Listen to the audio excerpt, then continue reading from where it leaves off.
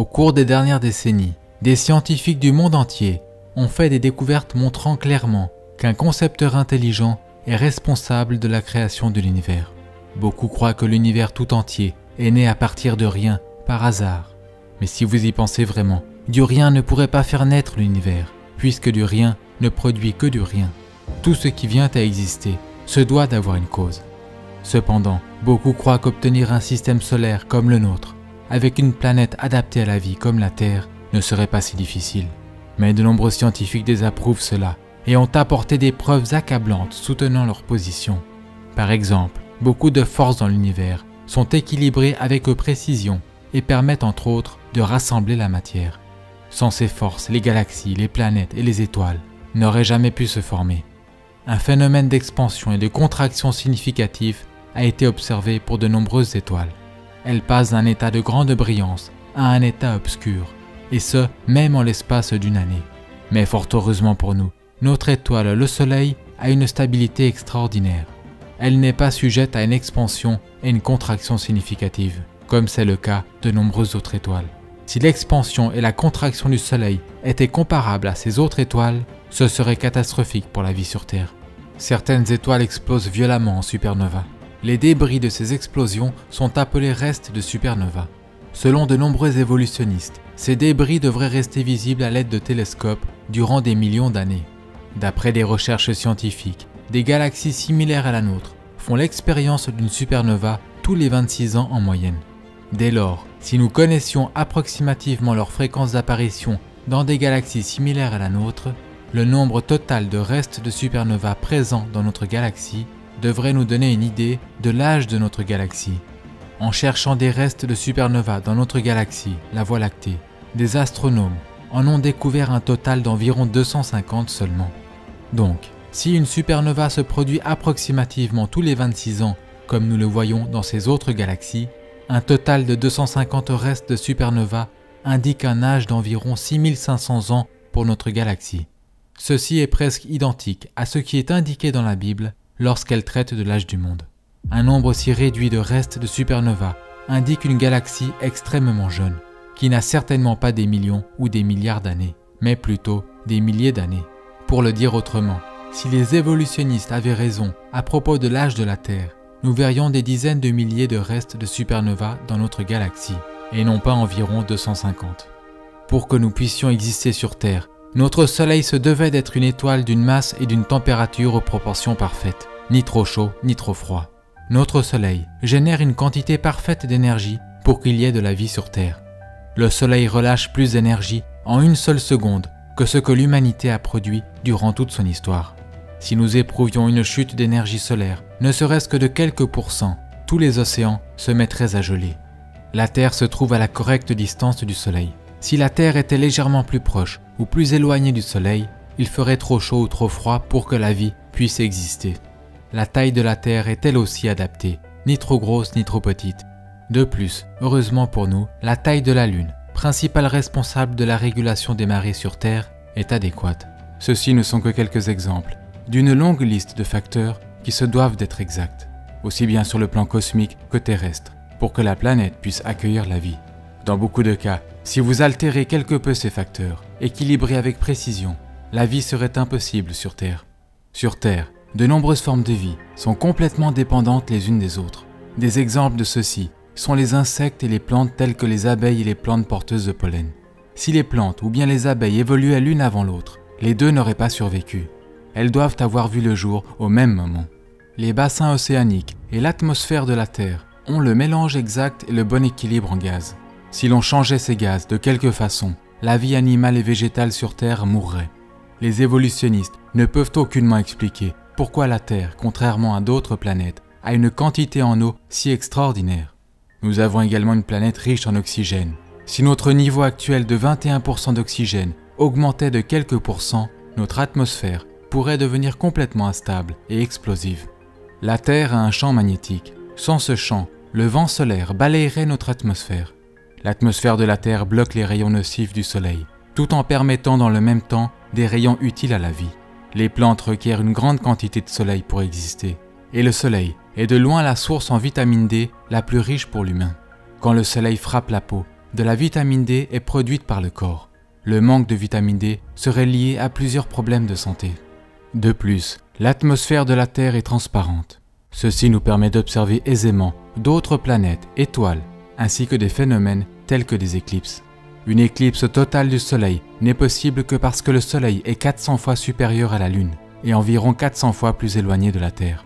Il en résulte que durant une éclipse totale du Soleil, depuis la Terre, le Soleil et la Lune apparaissent comme ayant la même taille, permettant ainsi une parfaite correspondance.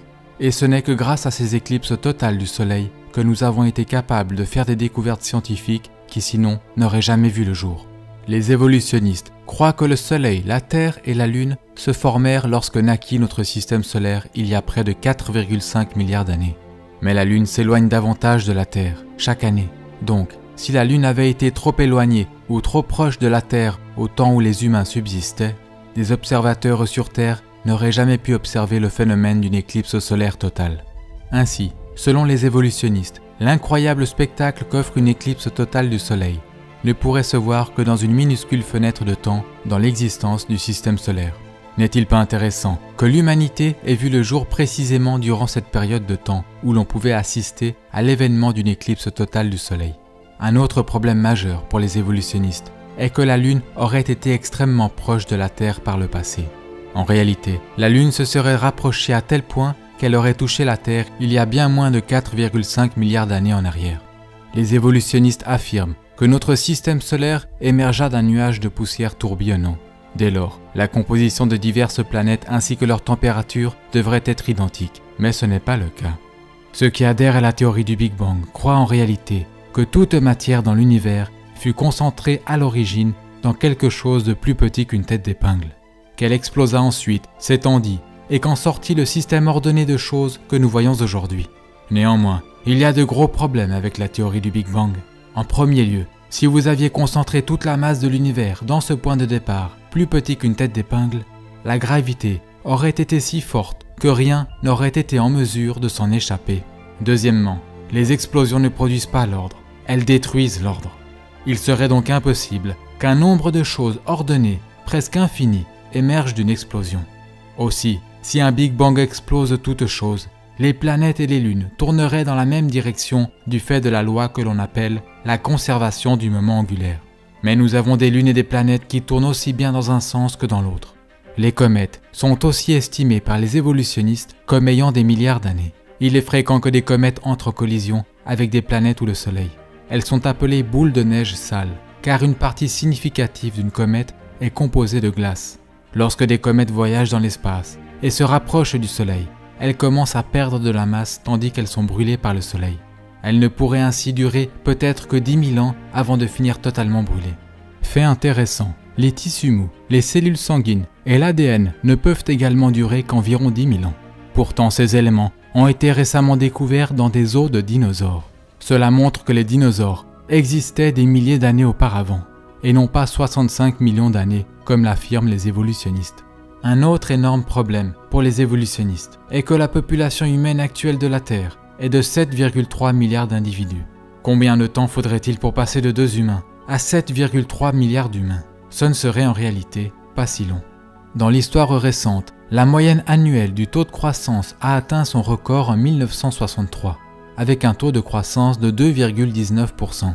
La population mondiale s'accroît actuellement d'environ 1,14% chaque année. Mais si nous commencions par 2 humains, combien de temps faudrait-il pour atteindre les 7,3 milliards d'humains actuels en recourant, disons, à 2% de moyenne annuelle de taux de croissance? La réponse est que cela n'aurait seulement pris environ que 1100 ans.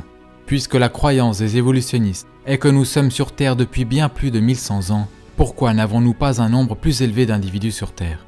Aussi, où sont tous les os ou les tombes en considérant que presque tous les peuples à travers l'histoire ont enterré leurs morts? Certains essayeront malgré tout de se convaincre que d'obtenir une planète remarquablement privilégiée et spéciale comme la Terre ne fut qu'un accident dans lequel tout se produisit parfaitement de la bonne façon. Mais même si ces personnes le croyaient, comment la vie débuterait-elle sur Terre, sachant qu'il est un fait que la vie ne peut venir du néant? Tous les organismes vivants sur Terre sont composés de cellules. Alors, quelles sont les chances qu'une première cellule puisse s'être formée accidentellement? Il y a près de 150 ans, lorsque Charles Darwin était en vie, la cellule était considérée comme quelque chose de simpliste, rudimentaire, tel qu'une goutte microscopique de gelée. Cela dit, à la suite des découvertes récentes, nous savons à quel point ces cellules, extraordinairement petites, sont étonnamment complexes. Le corps humain d'un adulte contient 100 trillions de cellules de différentes dimensions. 10 000 de ces cellules humaines, de taille moyenne, pourraient être placées sur la tête d'une épingle. Et une seule cellule prise individuellement contient de l'information équivalent à 4000 livres. L'information de toutes les cellules, chez un adulte, au format d'un livre, remplirait complètement le Grand Canyon des États-Unis d'Amérique plus de 75 fois. La cellule est similaire à un superordinateur, mais de dimensions microscopiques. On pourrait aussi considérer la cellule comme une remarquable ville miniaturisée, dotée d'un réseau élaboré de lignes d'assemblage, avec de nombreuses machines moléculaires protéiques, exécutant diverses tâches permettant à la cellule de fonctionner. Par exemple, dans la cellule se trouvent des petits camions moléculaires qui voyagent sur des structures microscopiques que l'on peut comparer à des voies rapides, tout en transportant des matériaux autour de la cellule. Un exemple de machine moléculaire dans la cellule est le moteur flagellaire qu'utilisent certaines bactéries pour nager. C'est un moteur rotatif moléculaire muni d'une queue de la forme d'un fouet et pouvant opérer jusqu'à 100 000 révolutions à la minute. Voici une image d'un moteur flagellaire agrandi plus de 50 000 fois. Il fait environ 1/40 millième de centimètre de long. 8 millions de ces moteurs minuscules pourraient être placés sur la coupe transversale d'un cheveu humain. Vous pouvez voir les détails de sa construction. Il est composé de 30 parties protéiques différentes. Il semble avoir été conçu par un ingénieur. Le moteur flagellaire est extrêmement similaire à un moteur électrique, faisant des rotations dans un sens et dans l'autre. Le moteur flagellaire conduit une bactérie à travers un environnement liquide extrêmement visqueux.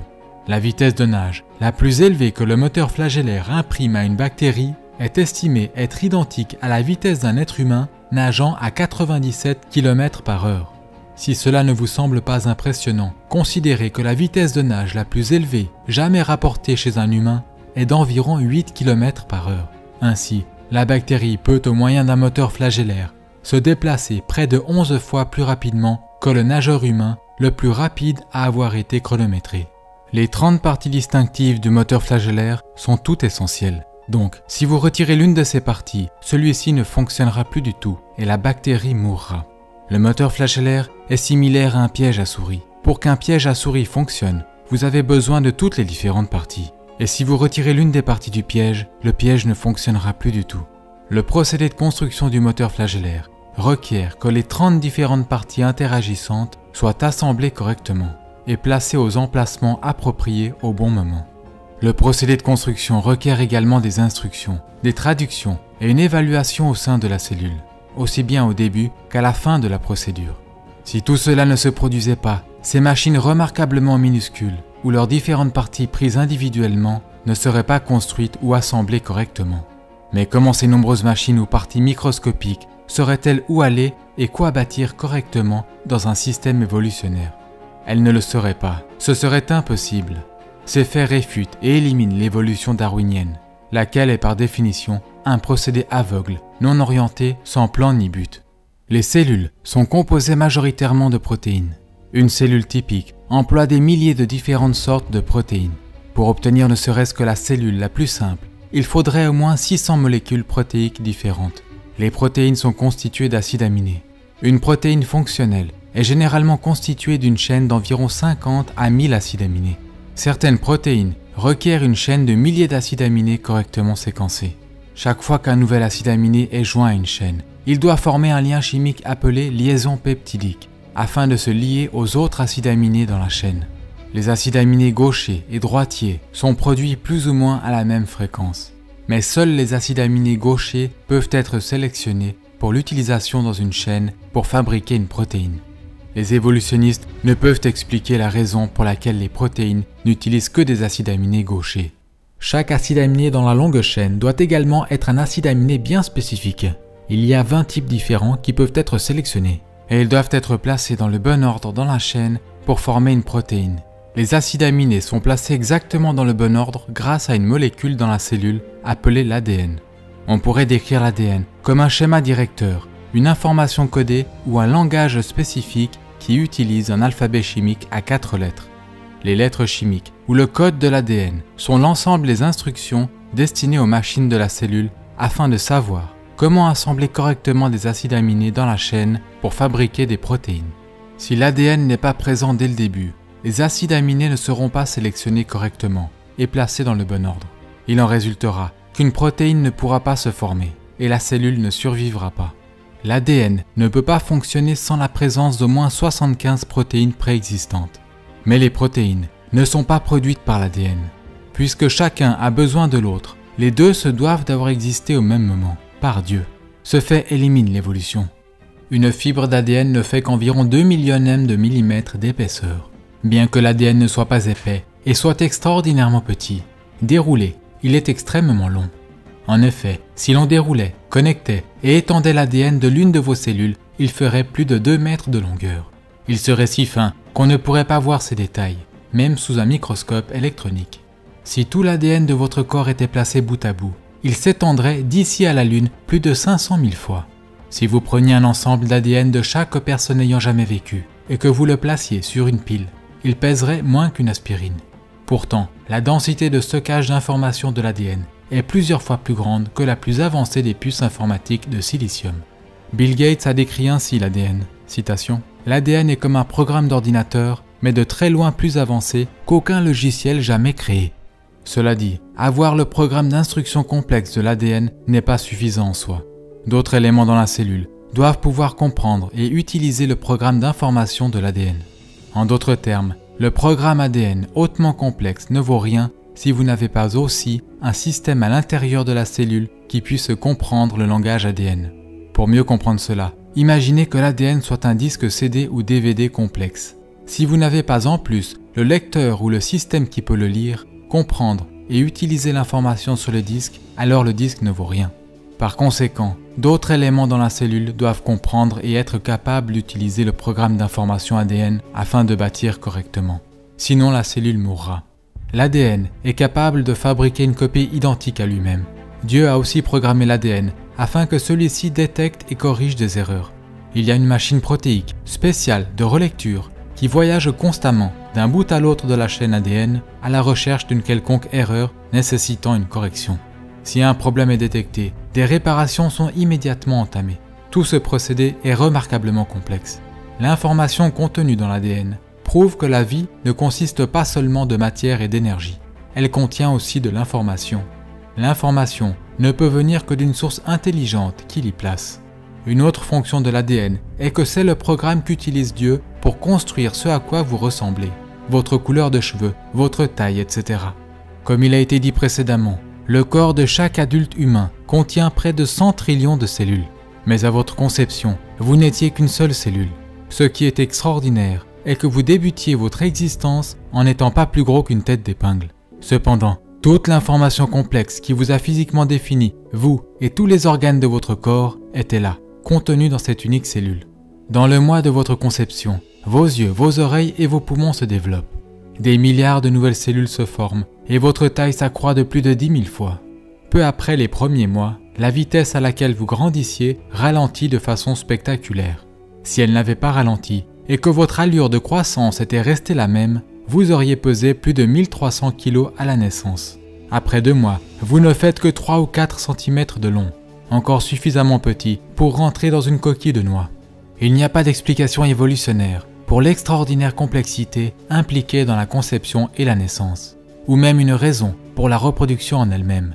Les évolutionnistes croient que les systèmes reproducteurs remarquablement complexes, radicalement différents, mais toutefois complémentaires, de toutes les sortes de vie, se sont développés par hasard, complètement et indépendamment au même moment. Rien qu'une légère incompatibilité dans l'un des 2 systèmes rendrait inutiles les 2 systèmes reproducteurs, et la vie disparaîtrait. Aussi, comment la reproduction aurait-elle pu se produire au commencement, s'il n'y avait eu qu'un mâle et pas de femelle? Comment y aurait-il pu avoir reproduction en l'absence de système d'organes reproducteurs, lorsque ces derniers, entre guillemets, évoluaient? Selon les évolutionnistes, les humains ont évolué à partir de créatures terrestres, elles-mêmes ayant évolué à partir du poisson.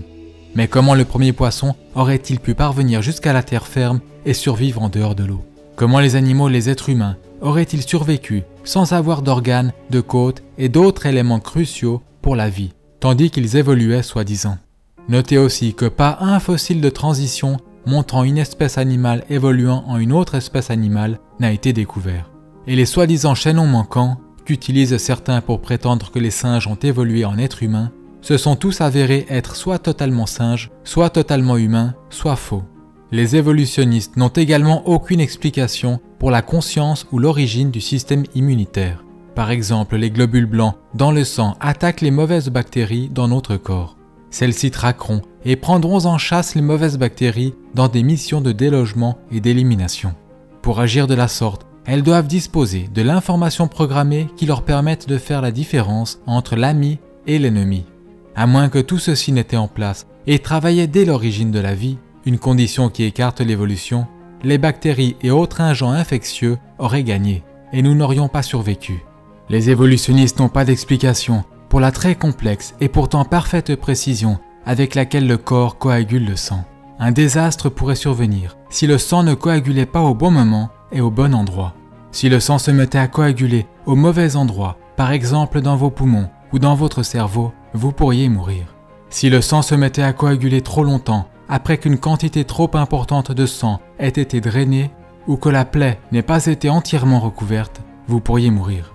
Si la coagulation sanguine n'était pas restreinte uniquement à la zone de coupe, tout votre système sanguin pourrait se solidifier. L'évolution n'a aucune explication pour la coagulation sanguine. Car comment votre corps saurait-il automatiquement quand et où débuter le processus de coagulation du sang si une information intelligente interne n'était pas présente pour le guider? Et en parlant de sang, quel élément a paru le premier? Le sang ou le cœur qui pompe le sang? La peau a-t-elle évolué avant le sang? Si c'est le cas, comment a-t-elle survécu? La vérité est que pour que l'humanité puisse survivre, toutes ces choses se devaient d'être complètement développées et présentes ensemble, dès le commencement. Le cerveau humain, qui pèse plus d'1 kilo, est l'arrangement ordonné de matière le plus complexe de l'univers. Le cerveau d'un humain adulte contient 100 000 milliards de connexions électriques. C'est plus que toutes les connexions électriques de tous les appareils électriques du monde.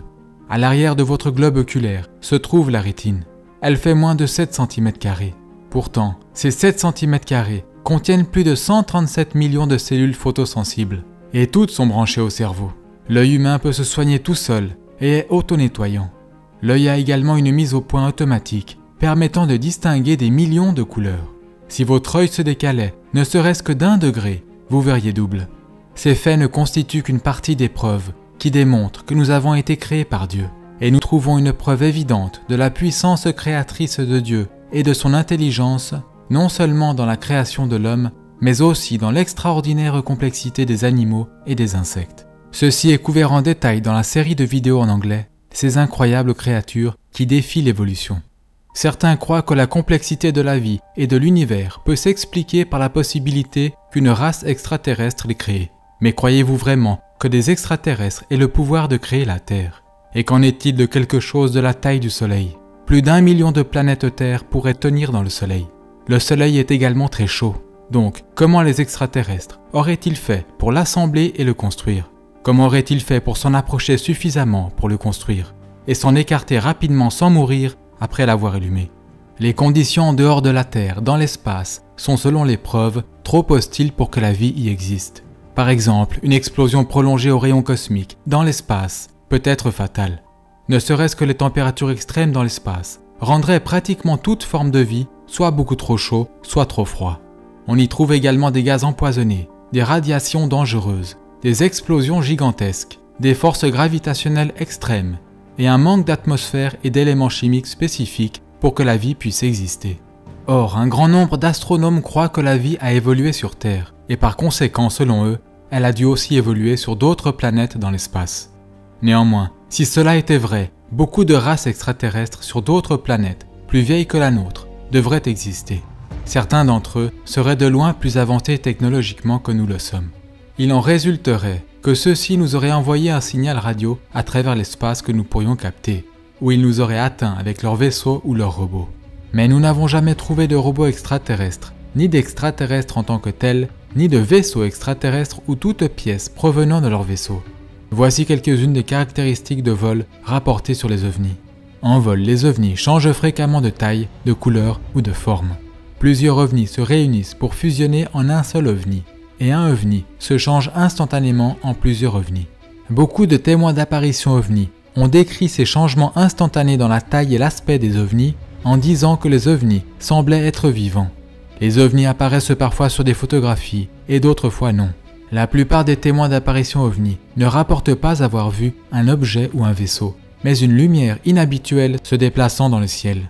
Parfois les ovnis apparaissent et disparaissent instantanément sous les yeux des observateurs et passent à travers d'objets physiques. Ce type de comportement signifie que les ovnis ne peuvent pas être du monde matériel, mais doivent être une sorte de phénomène spirituel.